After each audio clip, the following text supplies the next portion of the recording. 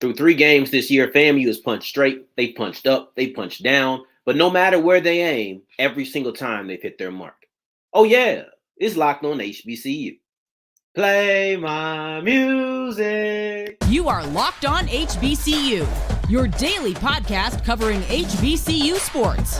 Part of the Locked On Podcast Network, your team every day.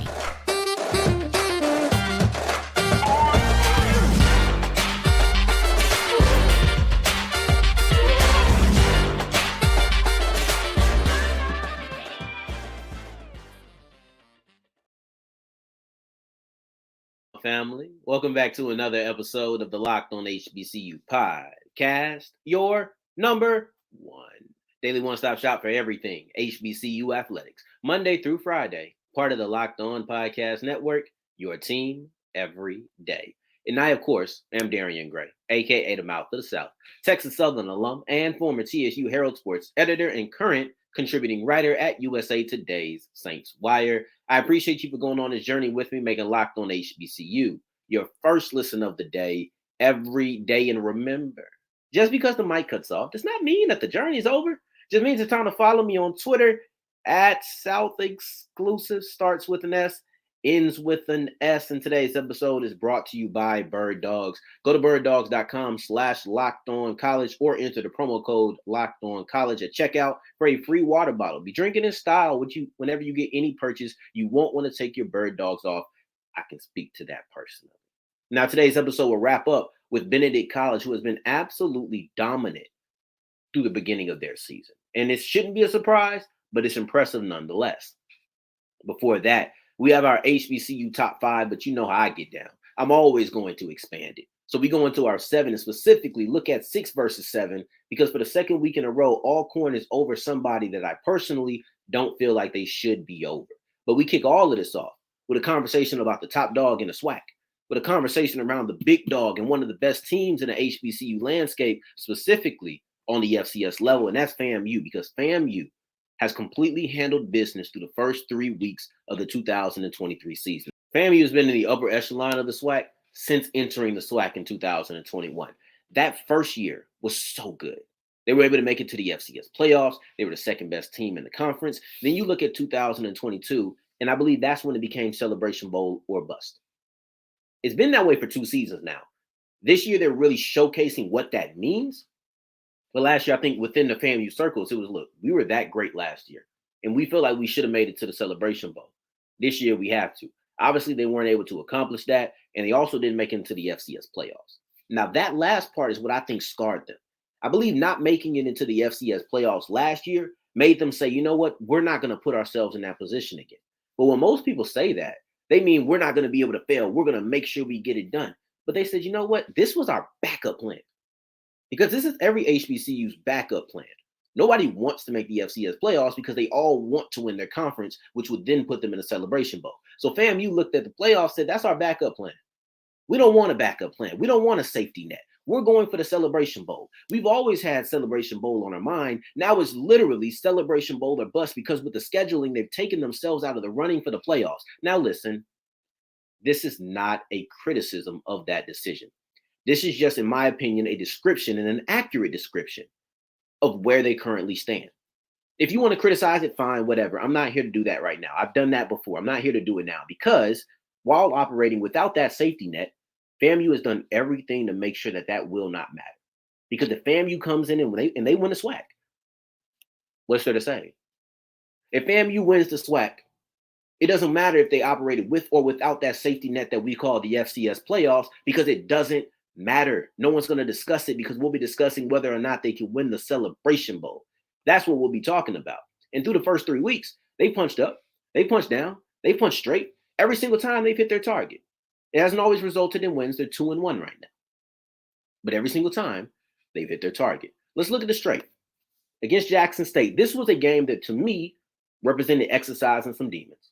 See, JSU is the only team who's been able to knock off FAMU since entering the SWAC in 2021. That FAMU defense looked locked down.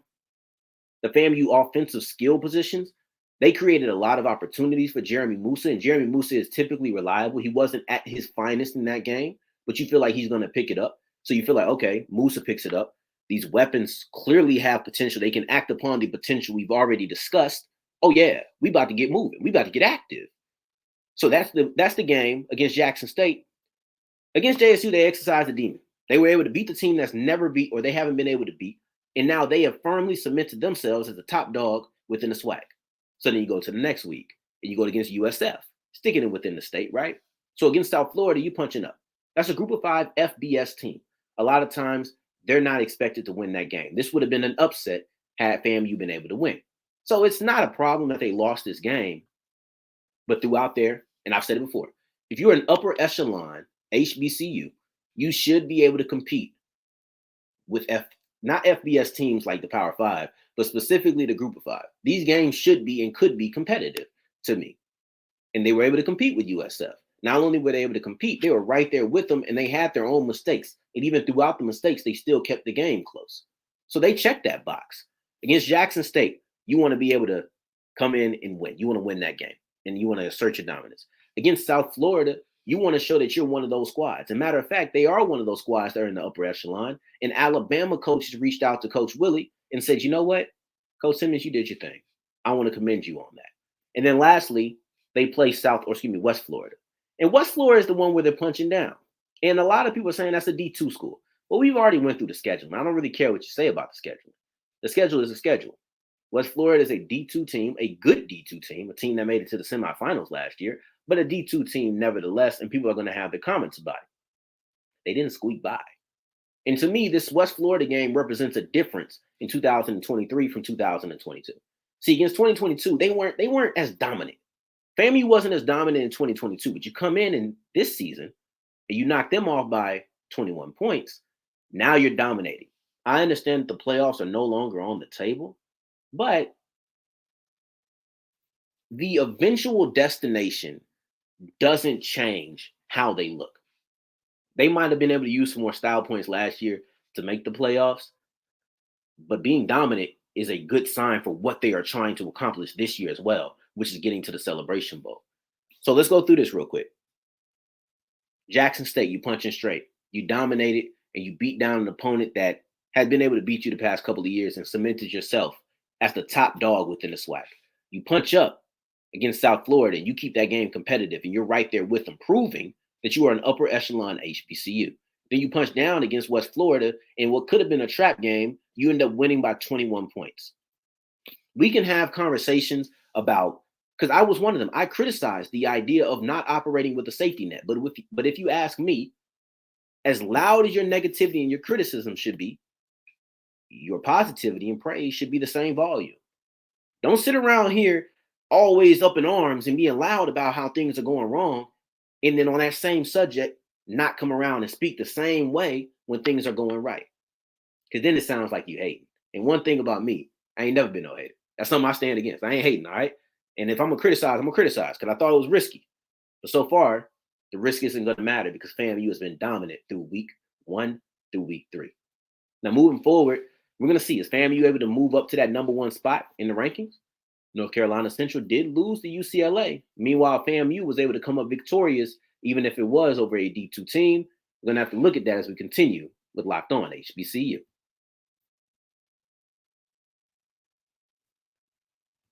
Today's episode is brought to you by Birddogs, and Birddogs are so comfortable. My little sister has a cross-country meet coming up. It's going to be about 90 degrees. I can't wait to put on the shorts. The shorts be all up. They be kind of above the knee, so I'm going to be looking good. I'm going to be looking stylish. I ain't going to lie to you. I'm going to be showing out at that track meet. All right, but I'm going to be seated. Because when you stand up with your Birddogs, you naturally steal the show. And if you want to be a show stealer, you want to be a showstopper, then make sure that you get yourself some Birddogs because these things look phenomenal on everybody. If it was a little bit cooler, I'd probably pull out the sweats. Doesn't matter where you are. You don't have to be in a blazing heat to look good in Birddogs. You don't have to have your knees showing. You don't have to do that. You can have the sweats on.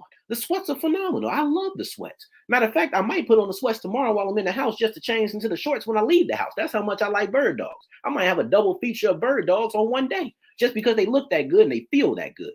Sometimes it feels like I'm wearing nothing. So go ahead and go to birddog.com/lockedoncollege or use the promo code lockedoncollege. Tell them the Mouth of the South sent you and go ahead and get yourself a free water bottle when you use that code or go to that website. All you have to do is go to birddog.com/lockedoncollege and get a free water bottle with your purchase. As we continue rolling on today's episode of Locked on HBCU, I appreciate you for making this your first listen of the day every single day on Friday. Don't forget, we have our college football kickoff live. And with that, we'll be having conversations from 10 a.m. to noon Central about the whole college football landscape, including HBCUs, all the way to Ohio State versus Notre Dame. You are not going to want to miss it. Now, right now, I want to go through these top 5, but really the top 7, because I'm always going to give you a little extra. Word to my guy, Ross Jackson at Locked On Saints, a little bit of lanyard. All right. So within this, I want to look at not only this top 5 in the order of the top 5, but then also 6 and 7. Because Alcorn is 6, Morgan State is 7, and once again, for a second week in a row, Alcorn is over a team that I do not believe they should be over. And I want to get into this because you can inform me, because I like Alcorn. I really do.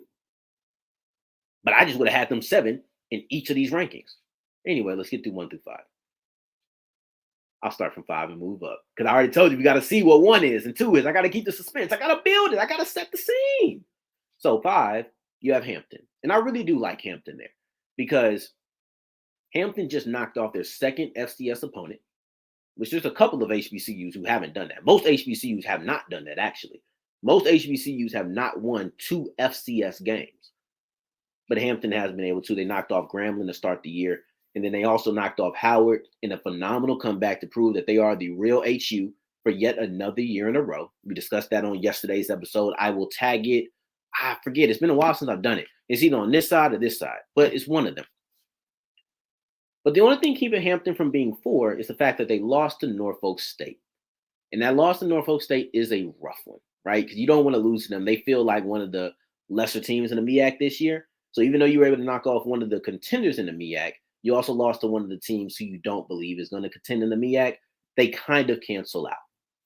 Then you have number 4, Jackson State, the other team that has 2 FCS victories. And they're both over HBCUs as well, where you knocked off South Carolina State and you knocked off Southern. So with that, I know people have opinions on both of those schools, but with those games, you kind of feel like, all right, we have to give them some love because they dominated in those matchups. In the 2 games that they lost, one was to FAMU. So both have lost to FCS opponents, HBCU FCS opponents specifically, but FAMU is way better than Norfolk State. So then you look at the loss to Texas State, excuse me, FBS team, they're not going to knock you too much for that. Excuse me again. Number 3 is Tennessee State.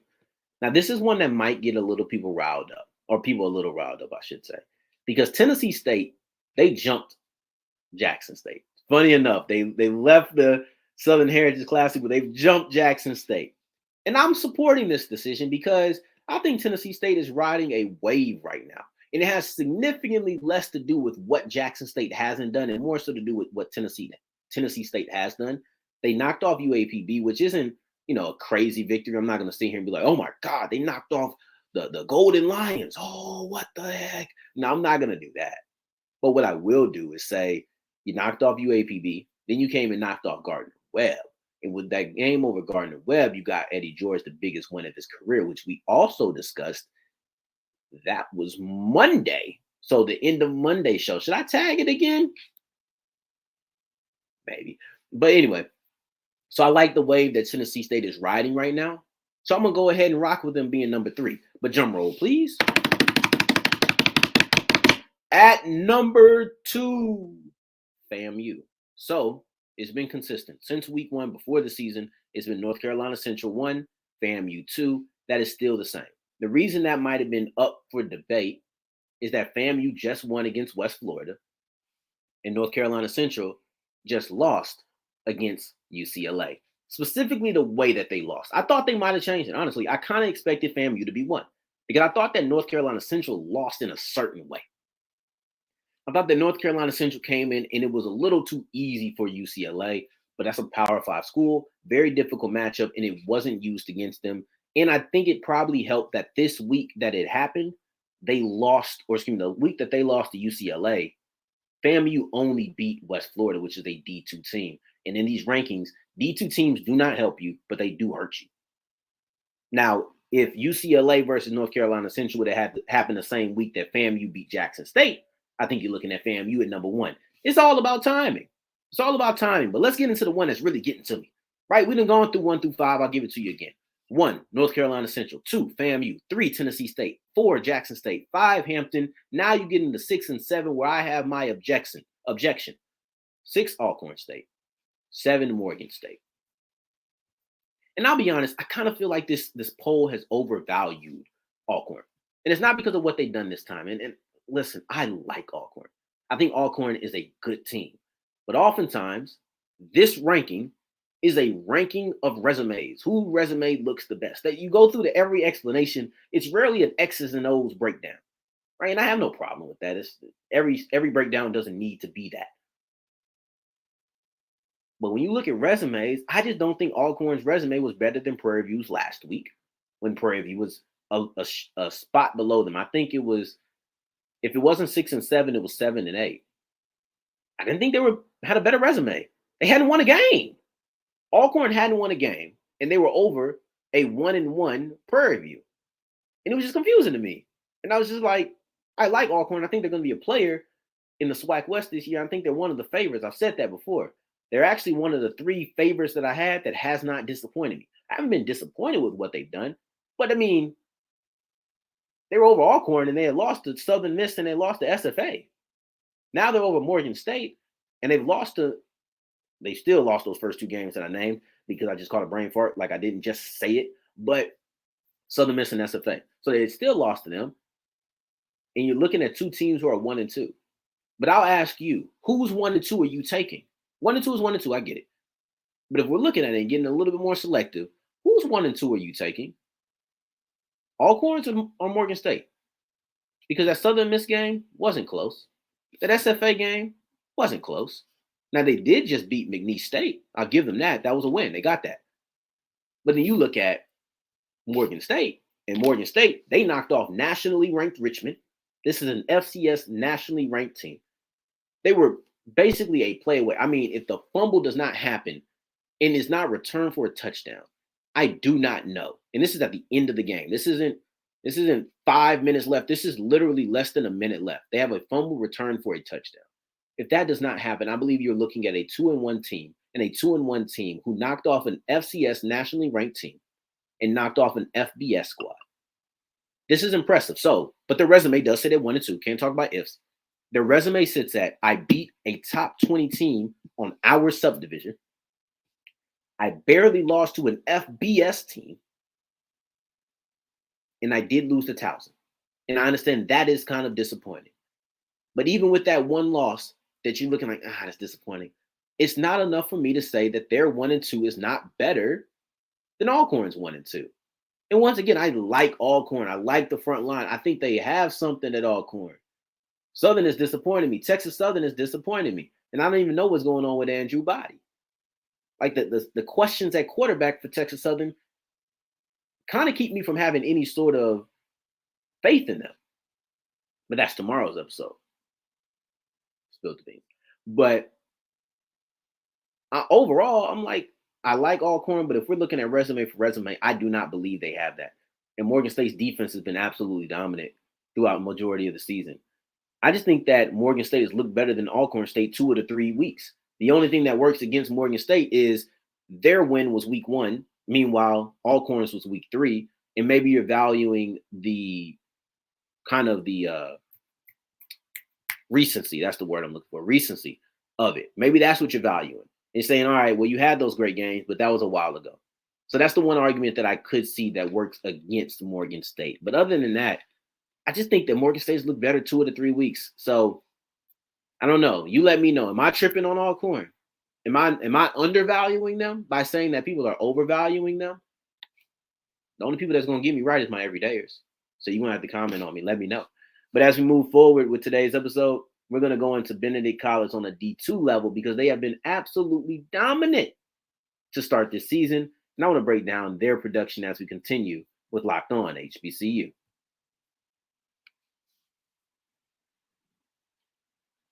Today's episode is brought to you by Jase Medical. And why sit around and wait for something to happen?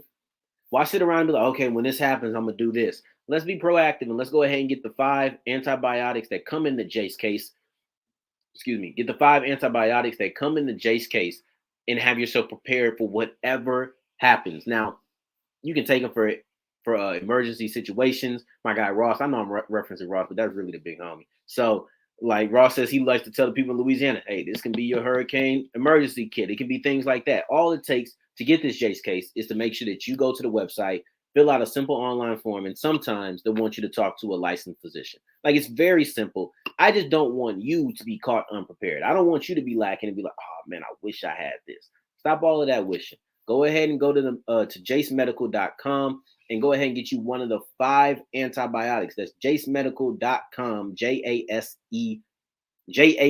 medical.com. Use the promo code locked on and go ahead and get your Jase case today. As we're wrapping up today's episode of Locked on HBCU, I appreciate you for making this your first listen of the day. Every day, making it all the way to segment 3. And I thank you 2 times for that. Thank you. Thank you. I'm going to say simple and plain. We talked about FAMU at the beginning of this episode. We talked about FAMU handling business. Well, Benedict College is not only handling business, they're sending a message. And that message is, we ain't going nowhere. We ain't going nowhere. We can't be stopped now. Come on now. Because what Benedict College has done to start the year is remarkable. And I feel ashamed that I have not brought it up to this point.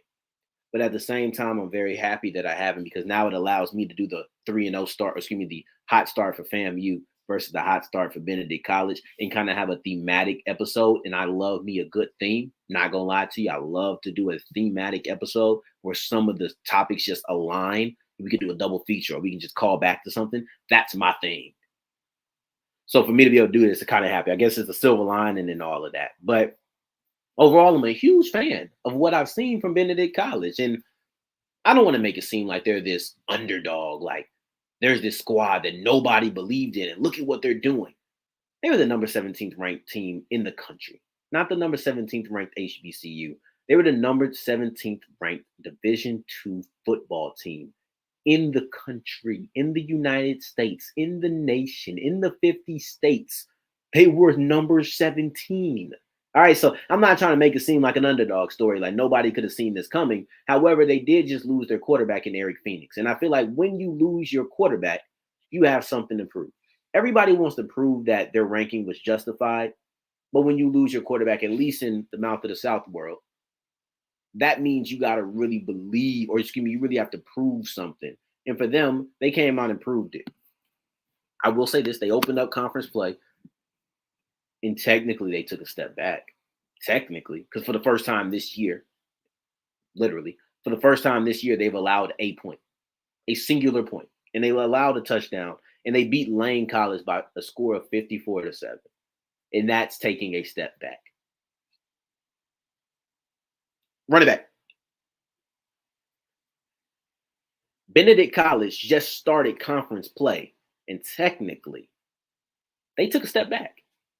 Because for the first time this season, in all of 2023, in week 3, Benedict College has finally allowed a singular point.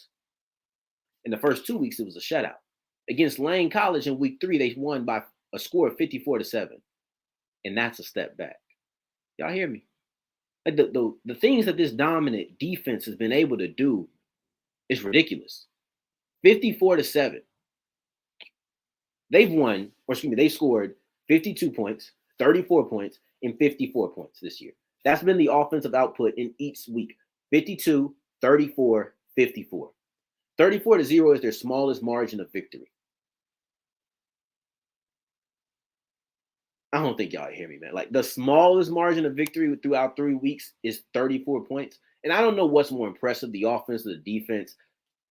I'll start off with the offense because I've kind of already leaned into them a little bit. You lost Eric Phoenix, and I alluded to that as well. I didn't know what I was going to get from this offense. I kind of trusted the defense. I didn't know what I was going to get from this offense. And they came out and they've absolutely blazed every single person that they played. 50 points in 2 games. I should have looked up when was the last time. I don't have my phone on me, do I? No, I don't. I should have looked up how many games they hit 50 points last year. I struggle to believe it was more than 3 or 4. But they had a good offense last year. I don't feel like they hit more than 50 points 3 or 4 times last year. They've hit it 2 already. Like, this is a phenomenal offensive display. Aeneas Dennis has 800 yards, 5 touchdowns on the season. It's been on fire. I know this is going to be difficult to sustain. I don't expect them to be a 50-point ball club every single week. I don't expect them to average. Let's do some quick math. 88. Oh, wow. Who would have thought? Anyway, sorry. 88, 90, 140. So you're averaging what? About 43 points 46 points per game. Like, that's a phenomenal rate. I'm a nerd, so like knowing that. Anyway, just know that I found something cool within the math because I'm a dork. And math things like this excite me. But the offense has been phenomenal. And then you look at the defense, which is no surprise. They were the 5th best team in the nation defensively, scoring and total defense. All they know is dominate. All they know is to succeed. And Luber Denilis is returning, and he's an absolute monster on the defensive line. So are we really surprised that as a unit they were able to continue? This defense, this offense, this team has been great. This team has lived up to the billing. This team has said, you know what? We lost Eric Phoenix, but we do not skip a step. I don't know if Chinnis Berry will be there next year because they are performing so well. And I know people were knocking on his door last year. If they're able to run it back and do this all over again, they might be beating down his door. Forget knocking at the door. They kicking it in. You might not answer, but we going to come on. They might not answer the door. He might not answer the door, but they're going to kick the door down and say, you know what? We coming in. We coming in. Period. All right. I'm going to end this on a laugh because that was funny to me, and I don't think anybody else is really going to get why that was funny to me, but I do not care. FAMU is handling business in 2023.